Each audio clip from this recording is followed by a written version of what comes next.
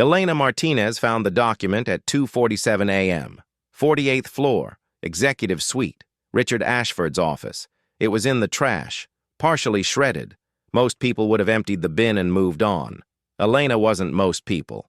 She pulled it out, pieced together the strips, and read 5 words that changed everything. Confirmed transfer Sinaloa account 7392.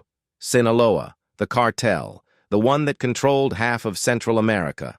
The one that had murdered her editor in Guatemala City 12 years ago. The one she'd fled from when they'd threatened to kill her family. And now their name was in the trash of the CEO of Tech Corp, the largest cybersecurity firm in North America. The company trusted by governments, banks, hospitals. The company that was supposed to protect people. Elena's hands shook. She knew what this meant, knew what she was looking at, knew that the man who smiled at her every morning, who called her sweetheart and never learned her name, was doing business with murderers. In 2 weeks, she would walk into the FBI field office in Manhattan with 17 pieces of evidence. Wire transfer records, encrypted email printouts, voice recordings, a pattern so clear that even lawyers couldn't deny it.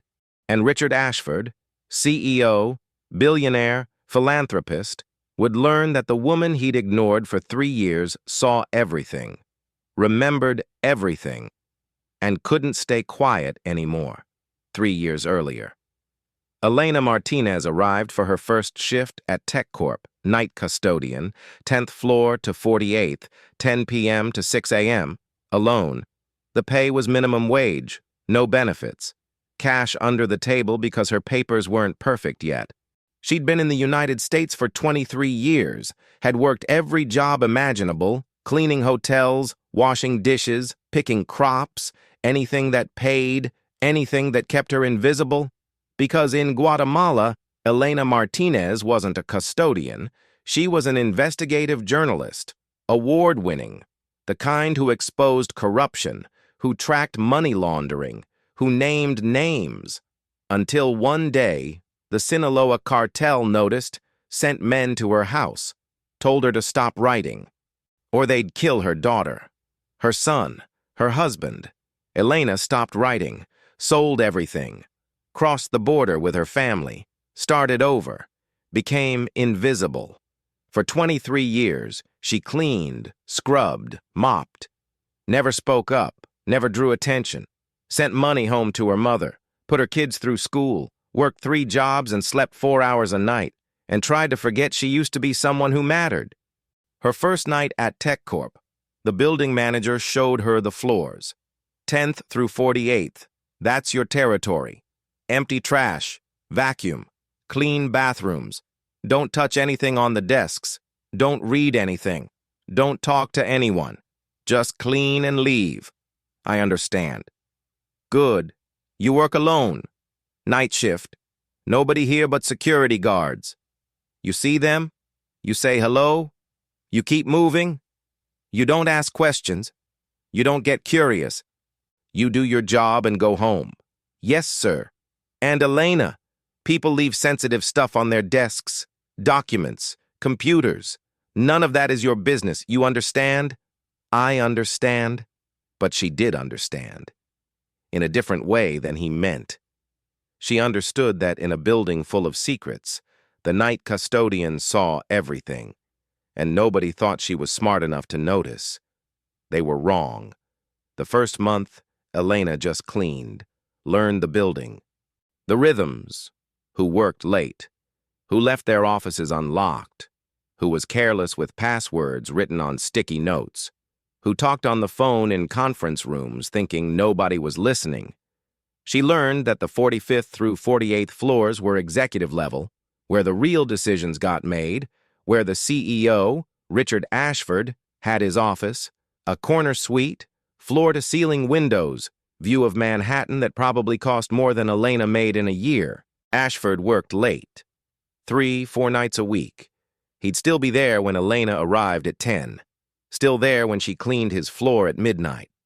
He never acknowledged her, never said hello, just talked on his phone in languages he thought she didn't understand. Spanish, Portuguese, sometimes Italian. Elena understood all of them, had learned languages as a journalist, had interviewed people across Latin America, had tracked money through 3 countries and 5 shell corporations. But Ashford didn't know that. Nobody did. To him, she was just the custodian, invisible, unimportant, not worth noticing. The second month, Elena started paying attention, not intentionally at first, just habit. Years of journalism training that never went away. She noticed patterns. Ashford's calls were always on Tuesdays, always around midnight, always in Spanish, always to someone he called jefe, boss. She noticed the trash, shredded documents, lots of them, more than normal. She noticed the visitors, men in expensive suits who came after hours, who didn't sign in at security, who left through the basement garage. She noticed and said nothing. It wasn't her business. She was a custodian. She cleaned and went home. But the journalist in her, the part she'd tried to kill, kept noticing, kept remembering, kept filing details away. The third month, something changed. Elena was cleaning Ashford's office. 2 a.m. He'd left an hour earlier. His computer was on, screensaver running. She was emptying his trash when she saw it. A printout, partially shredded. She almost threw it away. Almost. But something made her look closer. It was a wire transfer confirmation, $750,000, to an account in Panama, coded as Security Consulting Services. Elena had seen transfers like this before. In Guatemala, when she was tracking cartel money, they always coded it as services, consulting, logistics, never what it really was. She photographed the document with her phone, didn't know why, just did, put it back in the trash, finished cleaning, went home. That night, she couldn't sleep, kept thinking about the transfer, about the Tuesday calls, about the men who visited after hours, about patterns she recognized from another life. She told herself it was nothing, that she was seeing ghosts, that she'd left journalism behind. But the next week, she found another transfer, $800,000.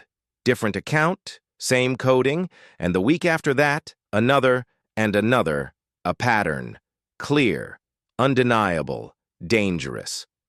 By the 6th month, Elena had photographed 47 documents, wire transfers, email printouts, meeting notes, all from Ashford's trash, all showing money moving through TechCorp to accounts she recognized. Cayman Islands, Panama, Switzerland, the Bahamas. The same routes the cartels used, the same shell companies, the same patterns. She started recording his calls, small voice recorder, hidden in her cleaning cart. She'd turn it on when she cleaned his office, catch fragments of conversation, most of it coded, but enough to understand. Or the shipment arrives Thursday. Tell Jefe the payment is confirmed. The federales won't be a problem. We have people. It was exactly what she'd investigated in Guatemala. Exactly what got her editor killed, and now it was happening in New York. In a building full of people who thought they were safe. In a company that was supposed to protect data. Instead, it was laundering money for the people who destroyed countries, who murdered journalists, who made people like Elena run. Month 7.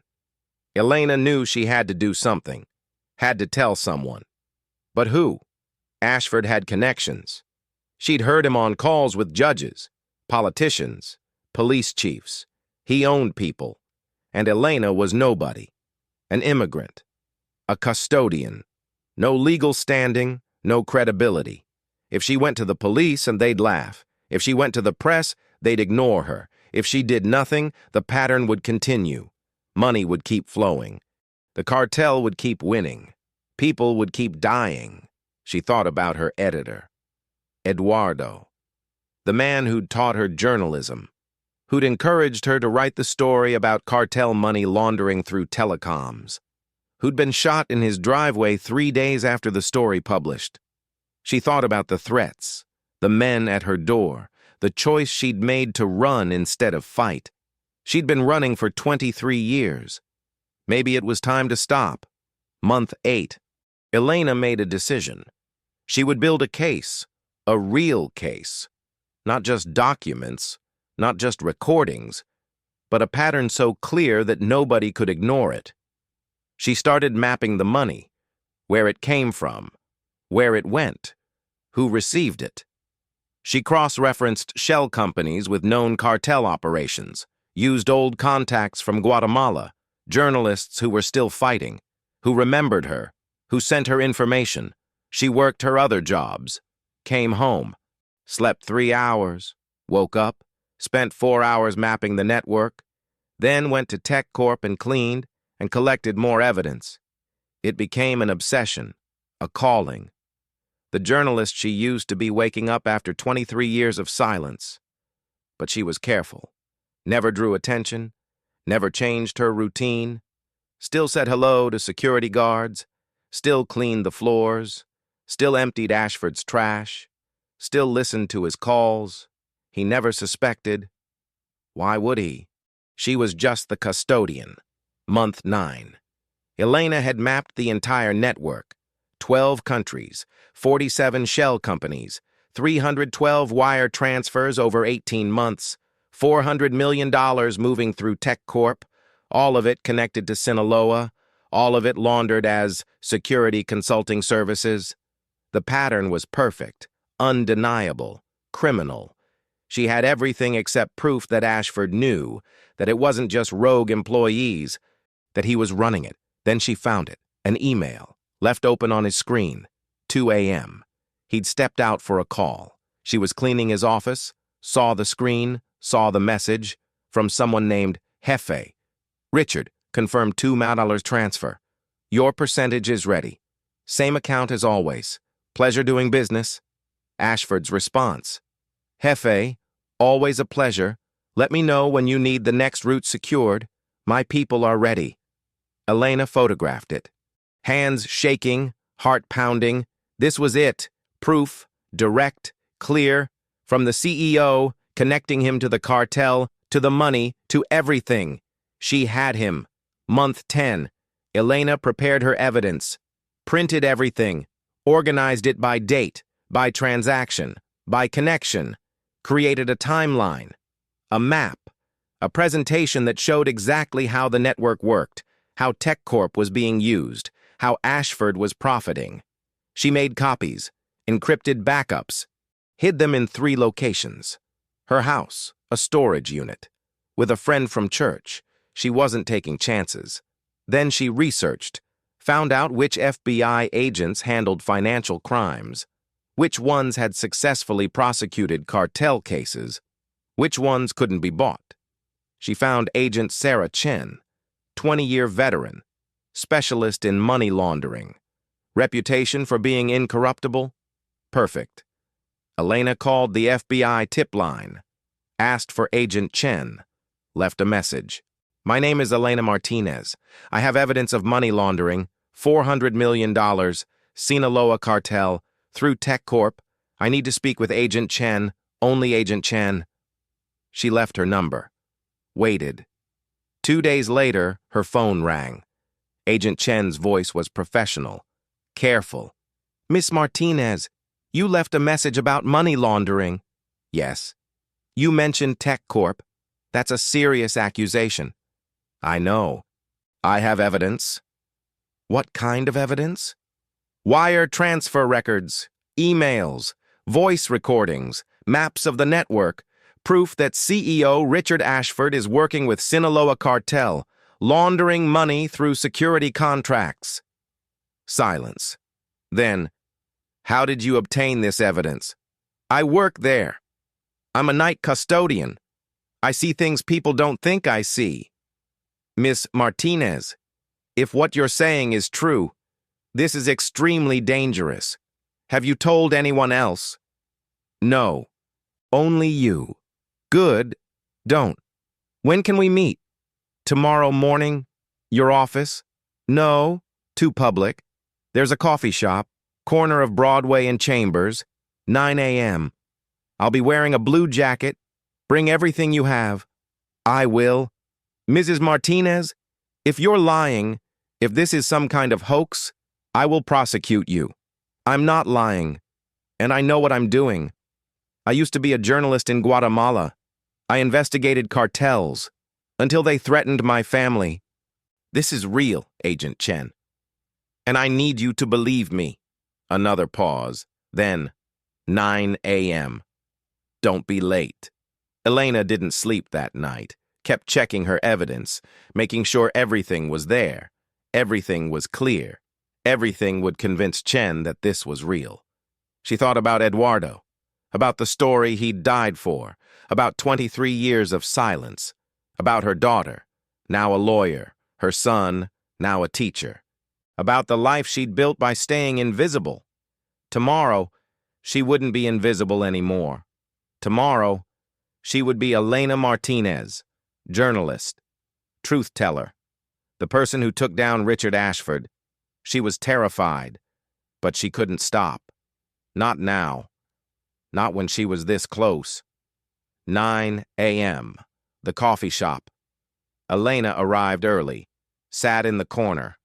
Back to the wall, journalist habits die hard. Agent Chen walked in at 9 exactly, blue jacket, professional, alert. She scanned the room, saw Elena, walked over, sat. Ms. Martinez? Yes. Show me. Elena pulled out a folder, 1 inch thick, wire transfers, emails, transcripts of recorded calls, maps of the money network, 47 shell companies, 12 countries, $400 million, all connected, all documented, all traced back to Ashford. Chen read for 20 minutes, didn't speak, didn't react, just read. Finally, she looked up. This is real. Yes. How long did it take you to compile this? 10 months. And you did this alone? Yes. While working as a custodian? Yes. Why? Elena thought about her answer, about Eduardo, about 23 years, about the journalist she used to be. Because someone has to.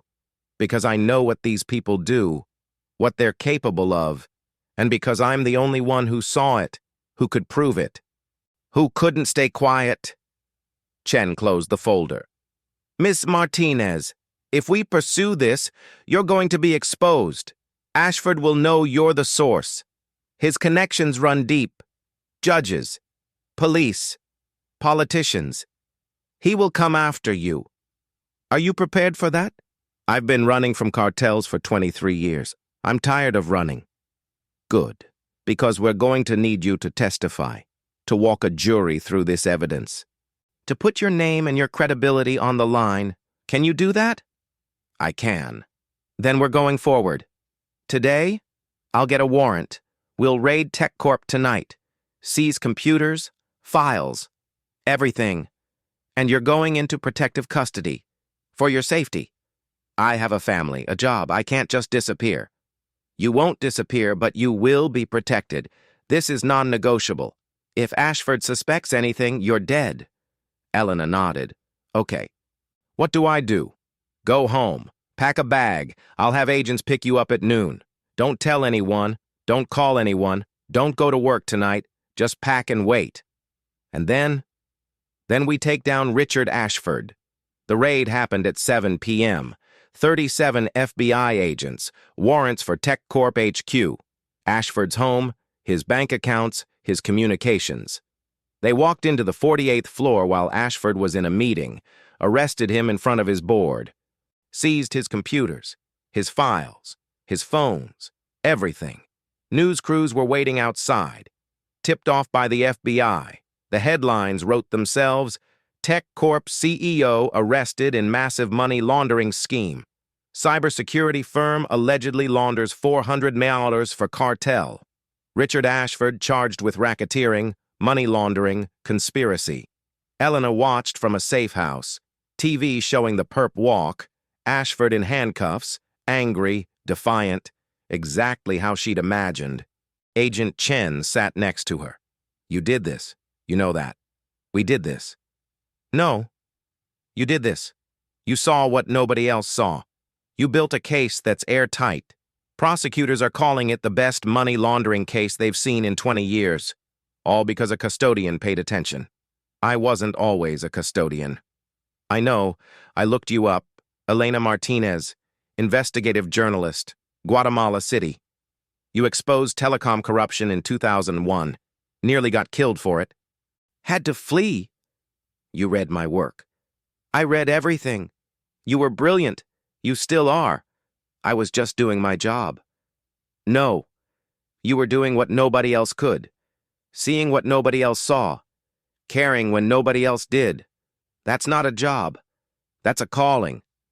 Elena didn't respond, just watched the TV, watched Richard Ashford disappear into a federal building, watched the empire he'd built start to crumble. Felt something she hadn't felt in 23 years. Pride. Not in destroying someone, but in telling the truth, in making sure the powerful couldn't hide, in being Elena Martinez again. The trial took 8 months. Elena testified for 3 days, walked the jury through every piece of evidence, every wire transfer, every shell company, every connection to the cartel. Ashford's lawyers tried to discredit her, called her an illegal immigrant, a disgruntled employee, someone with an axe to grind. The prosecution destroyed them, showed her credentials, her journalism awards, her history of exposing corruption, showed that she had nothing to gain and everything to lose, that she did this because it was right. The jury deliberated for 6 hours. Guilty on all counts: racketeering, money laundering, conspiracy. Sentenced to 35 years in federal prison. No parole. Elena sat in the courtroom, listened to the verdict, felt nothing. No triumph, no satisfaction. Just the quiet knowledge that she'd done what needed to be done, that the truth had won, that Eduardo would have been proud. After the trial, Elena went back to work. Different building, different company, still custodian, still night shift, but different. People knew who she was now.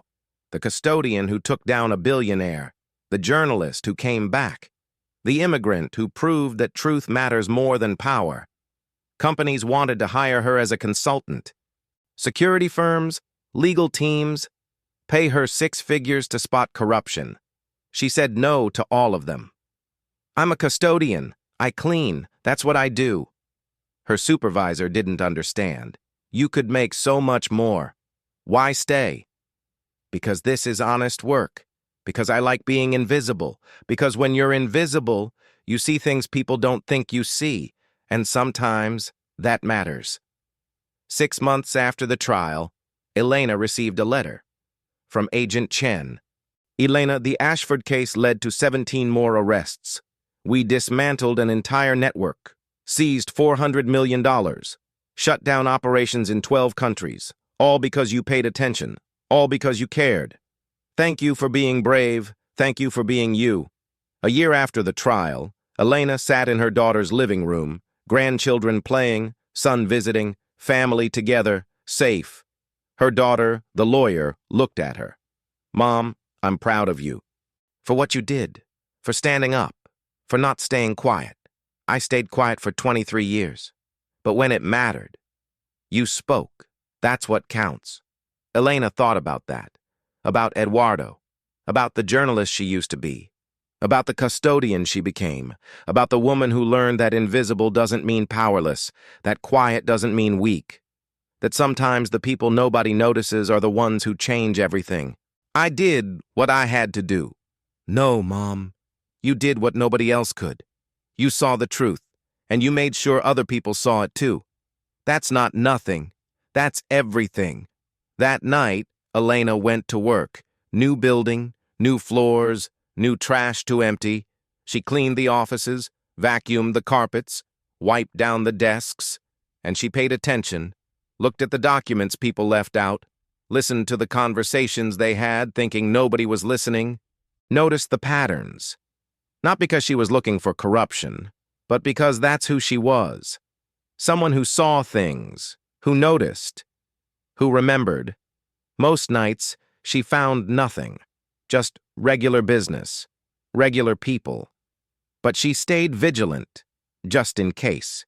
Because invisible people see everything. And sometimes, that matters more than anyone knows. Sometimes the most powerful person in the room is the one nobody sees. The custodian, the cleaner, the person doing honest work while others plot in shadows. They think you're invisible because you don't wear a suit, don't sit in meetings, don't have a title that matters. But invisible doesn't mean blind. Quiet doesn't mean deaf. And powerless doesn't mean you can't change the world. You just have to pay attention, see the patterns, connect the dots, and when the moment comes, when you have proof that can't be denied, you have to be brave enough to speak. Even when you're terrified, even when the powerful try to silence you, even when nobody thinks you matter, because you do matter. Your truth matters. Your courage matters. If this story resonated, leave a comment. Tell us about a time you saw something nobody else noticed. Subscribe if you believe in quiet heroes, the ones who clean buildings and change the world, the ones who prove that power isn't about title or money. It's about seeing the truth and having the courage to tell it. Those are the people who matter most.